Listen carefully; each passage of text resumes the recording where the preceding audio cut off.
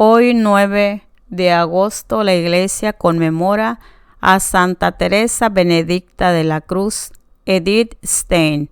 Ella nació en 1891 y falleció en 1942. Fue una monja carmelita descalza y mártir.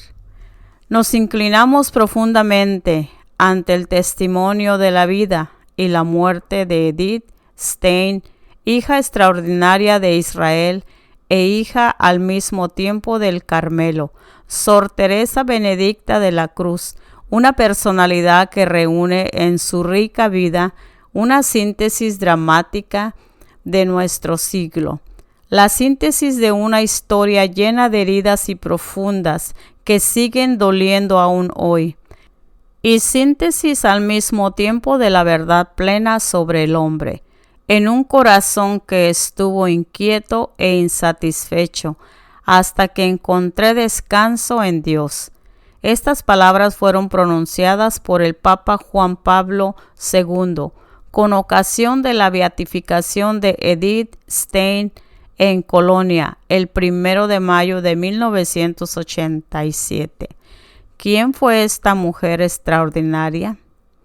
Cuando Edith Stein, la última de 11 hermanos, nació en Breslau el 12 de octubre de 1891.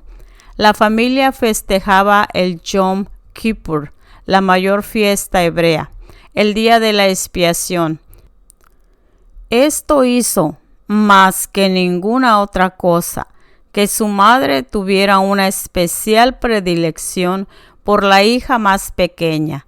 Precisamente esta fecha de su nacimiento fue para la carmelita casi un vaticinio. El padre comerciante de maderas murió cuando Edith no había cumplido aún 2 años. La madre, una mujer muy religiosa, solícita y voluntariosa, una persona verdaderamente admirable, al quedarse sola, debió hacer frente tanto al cuidado de la familia como a la gestión de la gran hacienda familiar, pero no consiguió mantener en los hijos una fe viva. Edith perdió la fe en Dios. Con plena conciencia y por libre elección, dejé de rezar. Esa fue una de sus frases en su libro, de su testimonio. Obtuvo brillantemente la reválida en 1911 y comenzó a estudiar germanística e historia en la Universidad de Breslau, más para tener una base de sustento en el futuro que por auténtica pasión. Su verdadero interés era la filosofía. Le interesaban también los problemas de la mujer. Entró a formar parte de la organización Asociación Prusiana para el Derecho Femenino al Voto. Más tarde escribía: como bachiller y joven estudiante, fui una feminista radical. Perdí después el interés por este asunto. Ahora voy en busca de soluciones puramente objetivas.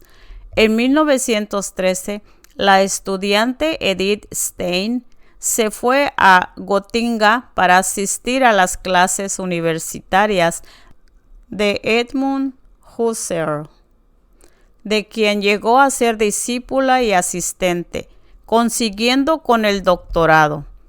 Por aquellos tiempos, Edmund Husserl fascinaba al público con un nuevo concepto de verdad. El mundo percibido no solamente existía en forma kantiana, como percepción subjetiva. Sus discípulos atendían su filosofía como un viraje hacia lo concreto, retorno al objetivismo. Sin que él lo pretendiera, la fenomenología condujo a no pocos discípulos y discípulas suyos a la fe cristiana. En Gotinga, Edith Stein se encontró también con el filósofo Max Scheler, y este encuentro atrajo su atención sobre el catolicismo, pero todo esto no la hizo olvidar el estudio con el que debía ganarse el pan en el futuro, y en 1915 superó con la máxima calificación el examen de estado. No obstante, no comenzó el periodo de formación profesional. Al estallar la Primera Guerra Mundial, escribía: "Ahora ya no tengo una vida propia". Siguió un curso de enfermería y prestó servicio a un hospital militar austriaco. Fueron tiempos difíciles para ella. Atendía a los ingresados en la sección de enfermos de tifus y prestaba servicio en el quirófano, viendo morir a hombres en la flor de su juventud. Al cerrar el hospital militar en 1916, consiguió a Husserl a Friburgo, en Brisgovia, donde obtuvo el doctorado, summa cum laude, con una tesis sobre el problema de la empatía. Por aquel tiempo le ocurrió un hecho importante. Observó cómo una aldeana entraba en la catedral de Frankfurt con la cesta de la compra, quedándose un rato para rezar. Esto fue para mí algo completamente nuevo. En las sinagogas y en las iglesias protestantes que he frecuentado, los creyentes acuden a las funciones. Aquí, sin embargo, una persona entró en la iglesia desierta, como si fuera a conversar en la intimidad. No he podido olvidar lo ocurrido. En las últimas páginas de su tesis de doctorado escribió: "Ha habido personas que, tras un cambio imprevisto de su personalidad, han creído encontrar la misericordia divina". ¿Cómo llegó a esta afirmación? Edith Stein tenía gran amistad con el asistente de Husserl en Gotinga, Adolf Reinach, y su esposa. Adolf Reinach muere en Flandes en noviembre de 1917. Edith va a Gotinga. Los Reinach se habían convertido al Evangelio. Edith tenía cierta renuencia ante el encuentro con la joven viuda. Con gran sorpresa encontró una creyente. Este ha sido mi primer encuentro con la cruz y con la fuerza divina que transmite a sus portadores. Fue el momento en que se desmoronó mi irreligiosidad y brilló Cristo. Más tarde escribirá: "Lo que no estaba en mis planes estaba en los planes de Dios". Arraiga en mí la convicción profunda de que, visto desde el lado de Dios, no existe la casualidad. Toda mi vida, hasta los más mínimos detalles, está ya trazada en los planes de la providencia divina y ante los ojos absolutamente clarividentes de Dios. Presenta una coherencia perfecta ensamblada. En otoño de 1918, Edith Stein dejó la actividad de asistente de Edmund Husserl porque deseaba trabajar independientemente. La primera vez que volvió a visitar a Husserl después de su conversión fue en 1930. Tuvo con él una discusión sobre la nueva fe, de la que la hubiera gustado que participara también él.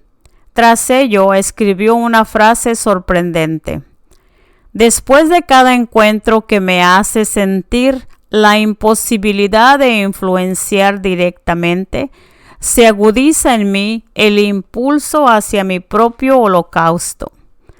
Edith Stein deseaba obtener la habilitación para la libre docencia, algo que por aquel entonces era inalcanzable para una mujer.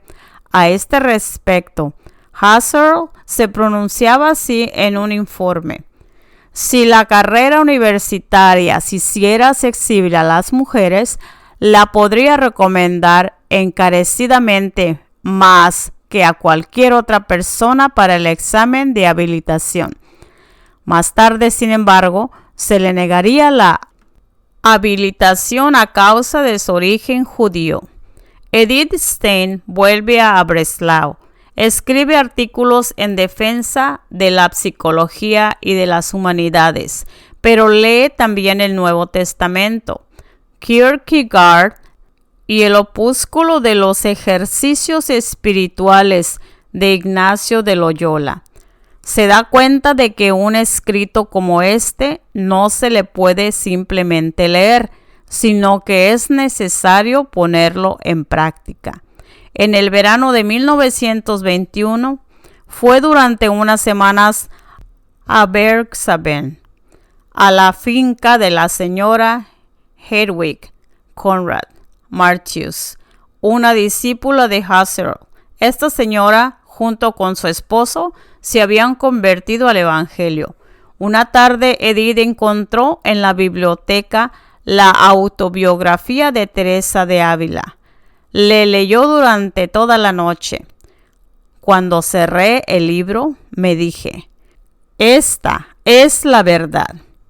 Considerando retrospectivamente su vida, escribía más tarde, mi anhelo por la verdad era ya una oración. En enero de 1922, Edith Stein se bautizó. Era el día de la circuncisión de Jesús.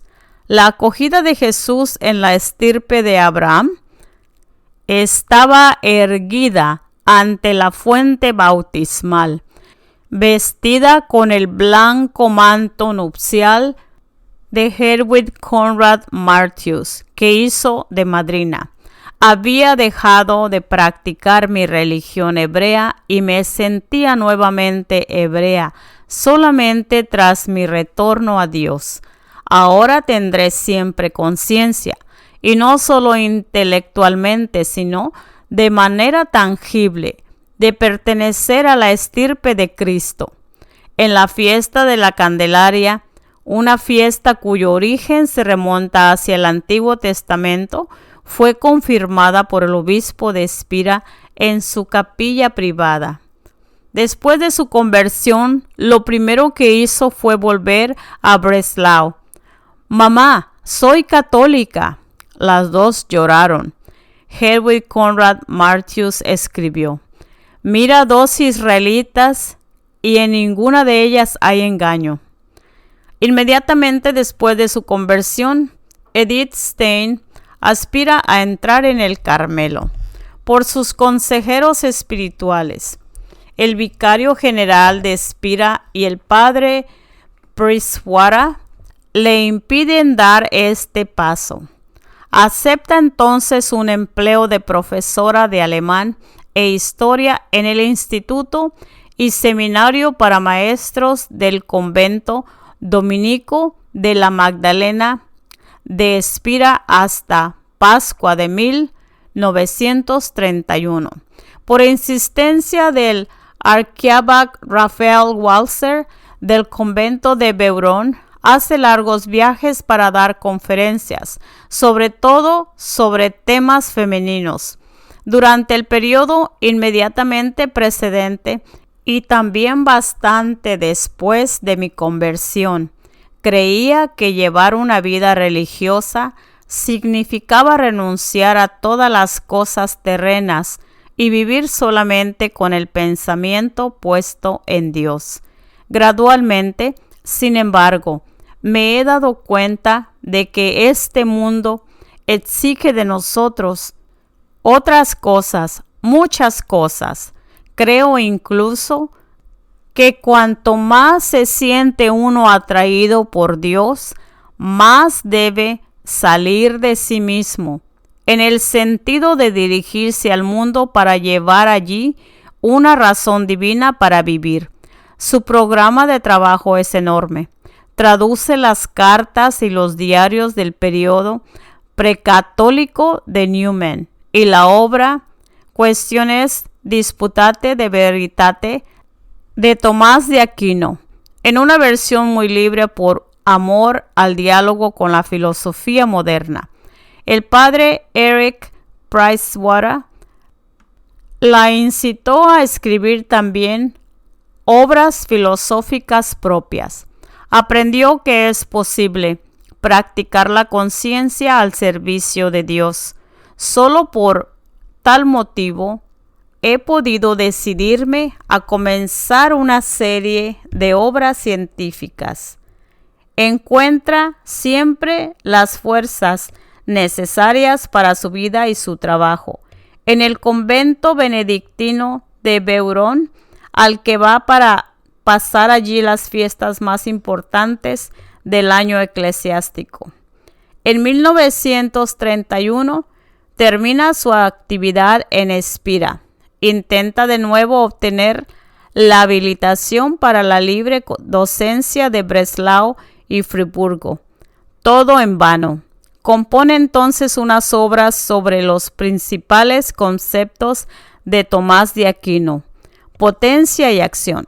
Más tarde hará de este ensayo una obra mayor, desarrollándola bajo el título de Endliches und Ewiges Sinn, Ser finito y ser eterno, en el convento de las Carmelitas de Colonia. No fue posible imprimir esta obra durante su vida. En 1932 se le asigna una cátedra en una institución católica, el Instituto de Pedagogía Científica de Münster, donde tiene la posibilidad de desarrollar su propia antropología. Aquí encuentra la manera de unir ciencia y fe y de hacer comprensible esta cuestión a otros. Durante toda su vida, solo quiso ser instrumento de Dios. Quien viene a mí, deseo conducirlo a Él. En 1933, una noche se cierne sobre Alemania. Había oído ya antes algo sobre las severas medidas contra los judíos, pero ahora comencé de pronto a entender que Dios había puesto una vez más su pesada mano sobre su pueblo y que el destino de este pueblo era también el mío. El artículo de la ley de los nazis sobre la raza ariana hizo imposible que continuara su actividad docente. Si aquí no puedo continuar en Alemania, ya no hay posibilidades para mí. Me había convertido en una extranjera en el mundo. En Archiabach-Walser de Beuron ya no le impidió entrar en un convento de carmelitas. Durante el tiempo que estuvo en Espira, había hecho ya el voto de pobreza, castidad y obediencia. En 1933 se presenta a la madre priora del monasterio de Carmelitas de Colonia. Solamente la pasión de Cristo nos puede ayudar, no la actividad humana. Mi deseo es participar en ella. Una vez más, Edith fue a Breslau para despedirse de su madre y de la familia. El 12 de octubre fue el último día que pasó en su casa, el día de su cumpleaños, y a la vez la fiesta hebrea de los tabernáculos. Edith acompañaba a su madre a la sinagoga. Fue un día nada fácil para las dos mujeres. ¿Por qué la has conocido? La fe cristiana. No quiero decir nada contra él. Habría sido un hombre bueno, pero ¿por qué se ha hecho Dios? Su madre lloró. A la mañana siguiente, Edith tomó el tren para Colonia. No podía tener una alegría arrebatadora. Era demasiado tremendo lo que dejaba atrás. Pero yo estaba tranquilísima en el puerto de la voluntad de Dios. Cada semana escribiría después una carta a su madre.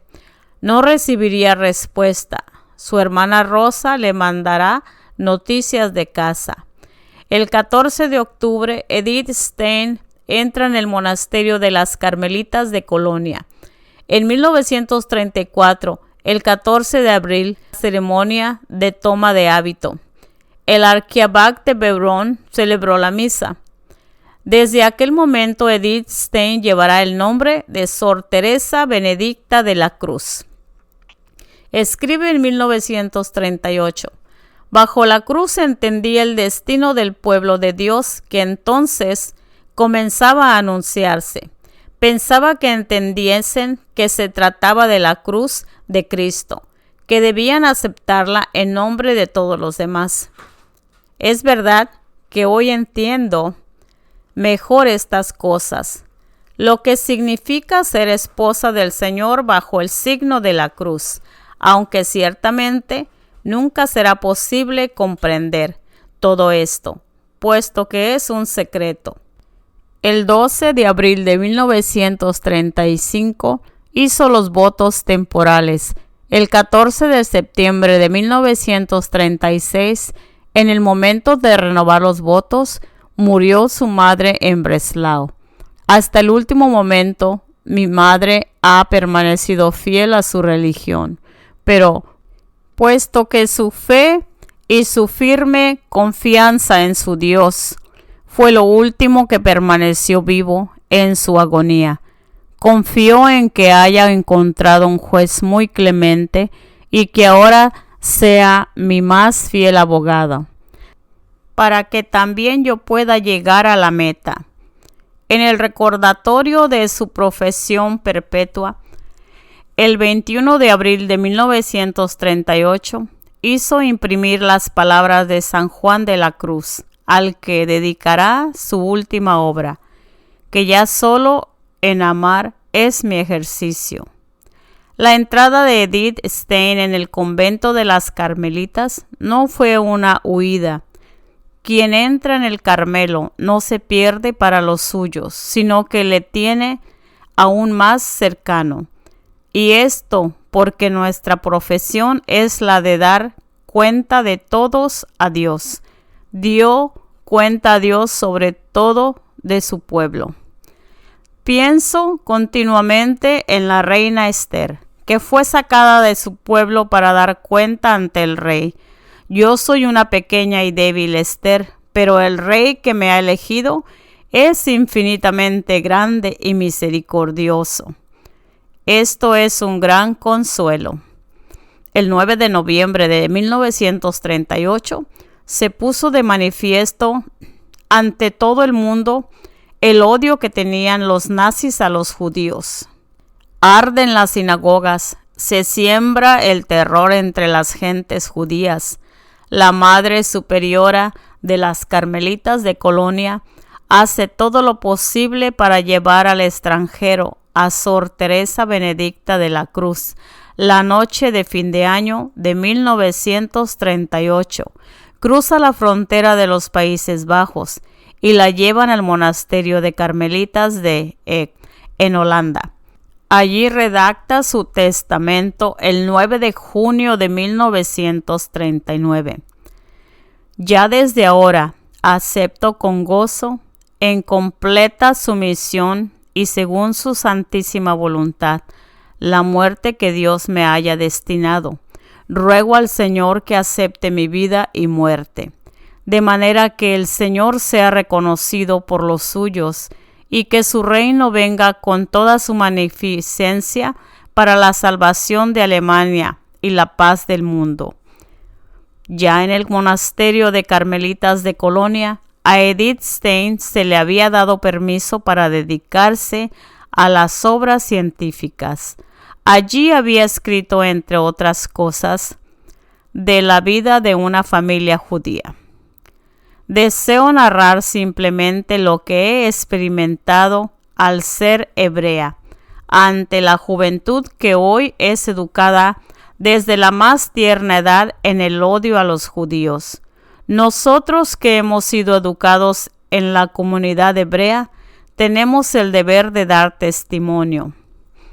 En Erck, Edith Stein escribiría a toda prisa su ensayo sobre Juan de la Cruz, el místico doctor de la Iglesia, con ocasión del 400 aniversario de su nacimiento. Escribía a una religiosa con quien tenía amistad, una scientia crucis, la ciencia de la cruz. solamente puede ser entendida si se lleva todo el peso de la cruz. De ello estaba convencida ya desde el primer instante y de todo corazón he pronunciado: Ave Cruz Spes Única. Te saludo, Cruz Única, esperanza nuestra. Su estudio sobre San Juan de la Cruz lleva como subtítulo La ciencia de la cruz. El 2 de agosto de 1942 llega la Gestapo.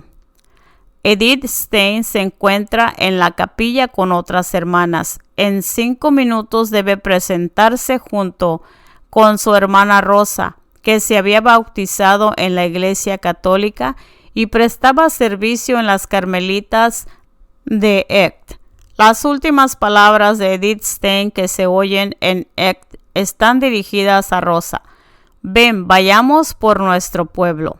Junto con otros muchos judíos convertidos al cristianismo, las dos mujeres son llevadas al campo de concentración de Westerbork.